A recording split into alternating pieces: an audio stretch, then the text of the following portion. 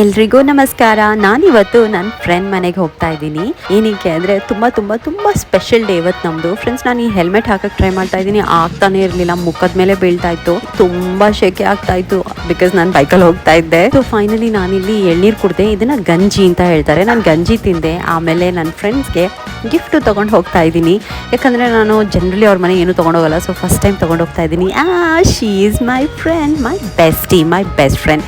So friends, ನಾವಿವಾಗ ಹೊರಗಡೆ ಹೋಗ್ತಾ ಇದ್ದೀವಿ ಏನಾದರೂ ತಿನ್ನೋಕೆ ತರೋದಕ್ಕೆ, ಯಾಕಂದರೆ ನಮ್ಮೆಲ್ರಿಗೂ ತುಂಬ ಹೊಟ್ಟೆ ಸಿಗ್ತಾ ಇತ್ತು. ಸೊ ನಾವು ಹೋಗ್ಬಿಟ್ಟು ಗೋಬಿ ಮಂಚೂರಿ ಮತ್ತು ಮಶ್ರೂಮ್ ಮಂಚೂರಿಯನ್ ತೊಗೊಂಡ್ಬಂದ್ವಿ.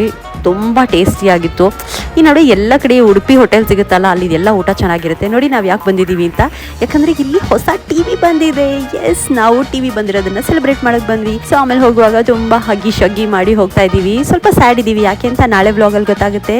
ನಾಳೆಯಿಂದ ವ್ಲಾಗ್ಸ್ ಅಂತೂ ಇನ್ನೂ ತುಂಬ ಇಂಟ್ರೆಸ್ಟಿಂಗ್ ಆಗಿರುತ್ತೆ. ಸೊ ಸಬ್ಸ್ಕ್ರೈಬ್ ಮಾಡೋದನ್ನ ಮರಿಬೇಡಿ. ನಾಳೆ ಸಿಗೋಣ. ನಮಸ್ಕಾರ.